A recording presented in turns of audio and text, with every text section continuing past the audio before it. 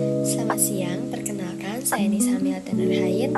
Hari ini saya akan mempresentasikan hasil kajian mengenai bab 3, subbab 3.4, yaitu tentang pendekatan Outcome Based Education atau OB dalam perancangan nilai produk. Materi ini saya ambil dari buku referensi penting dalam manajemen operasional, yaitu Manajemen Operasional Industri Manufaktur dan Jasa Berbasis Kurikulum Outcome Based Education atau OB dan Student Centered Learning atau SCL yang ditulis oleh Ibu Mia Kusmiawati dan diterbitkan oleh CV Aksara Global Akademia pada tahun 2025. Keberhasilan diukur dari efektivitas produk dalam memenuhi kebutuhan pengguna. Pendekatan ini terutama saat dikombinasikan dengan design thinking memberikan paduan sistematis untuk merancang solusi yang berpusat pada pengguna. Baik, pertama-tama kita telah konsep dasarnya terlebih dahulu. Pendekatan OB adalah desain produk memiliki 3 kunci utama. Yang pertama ada orientasi hasil yang terukur. Ini menekankan pentingnya hasil yang terukur, terencana, dan selalu berorientasi pada kebutuhan pengguna akhir. Yang kedua ada fokus utama.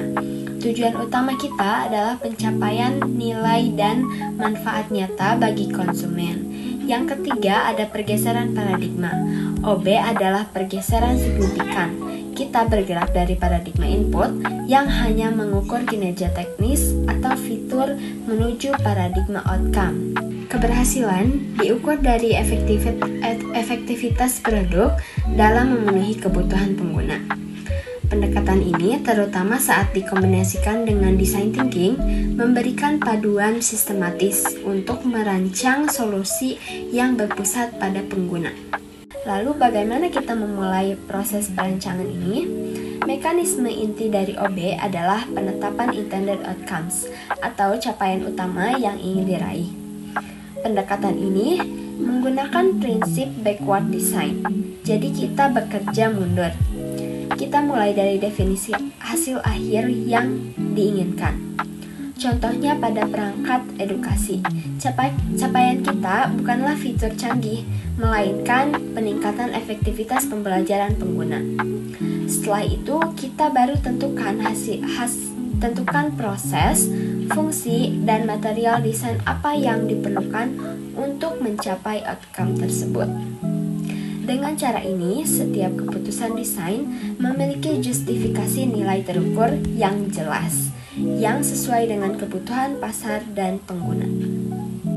Baik, selanjutnya ada integrasi OB dengan design thinking. Pendekatan ini menjadi sangat kuat ketika diintegrasikan dengan design thinking. Menurut Novrial dan Muhammad tahun 2025 menjelaskan bahwa outcome di sini dipahami sebagai nilai produk yang mencakup 3 dimensi. Yang pertama fungsional, emosional, dan sosial yang diterima pengguna. Disinilah sinergi terjadi. Design thinking bertindak sebagai alat kreatif untuk memahami pengguna secara mendalam melalui empati dan ideasi. OB bertindak sebagai kerangka sistematis untuk memastikan hasil kreatif tersebut akuntabel, yaitu benar-benar berkontribusi pada nilai yang ditetapkan. Kombinasi ini menciptakan keseimbangan antara kreativitas dan akuntabilitas. Menurut Aryandika 2024 memastikan inovasi yang kita hasilkan tidak hanya bagus secara konsep, tetapi juga teruji secara fungsional dan berdampak nyata. Baik, selanjutnya ada implikasi organisasi dan pengukuran kinerja. Penerapan OB tidak hanya mengubah cara kita merancang produk, tetapi juga strategi dan budaya organisasi. Yang pertama ada strategi dan budaya. Perusahaan harus menanamkan orientasi hasil pada seluruh lini proses, mulai dari riset hingga purna jual. Setiap individu harus memiliki pemahaman yang sama tentang tujuan akhir produk. Yang kedua ada pengukuran kinerja. OB mendorong sistem pengukuran yang menilai outcome atau dampak jangka panjang kepuasan pelanggan, bukan hanya output, jumlah produk atau kecepatan produksi. Yang ketiga ada continuous improvement. Orientasi ini mengharuskan adanya evaluasi berkelanjutan terhadap hasil yang dicapai yang secara otomatis memicu siklus perbaikan terus-menerus atau continuous improvement. Selanjutnya ada relevansi global keberlanjutan dan era digital. Keberlanjutan dan tanggung jawab sosial dengan menetapkan outcome dimensi sosial dan lingkungan seperti meningkatkan kesadaran konsumsi berkelanjutan melalui produk ramah lingkungan. OB menjembatani inovasi teknologi dan nilai etika. Era digital, OB memberitakan dasar konseptual bagi pemanfaatan data analisis dan machine learning untuk mengukur outcome secara akurat. Data real-time ini mempercepat iterasi desain dan membuat sistem lebih adaptif. Daya saing global. Produk berbasis OB memiliki nilai tambah tinggi karena didesain berdasarkan standar kinerja dan kepuasan pengguna yang jelas, membuat perusahaan bersaing di pasar internasional berdasarkan kualitas hasil nyata. Baik, sebagai penutup dapat kita simpulkan bahwa pendekatan OB dalam perencanaan nilai produk membawa kita pada perubahan paradigma yang wajib dalam industri. Ini bukan lagi tentang sekedar menjawab pertanyaan bagaimana produk dibuat, melainkan bergeser total untuk berfokus pada apa hasil yang dicapai oleh produk tersebut bagi penggunanya.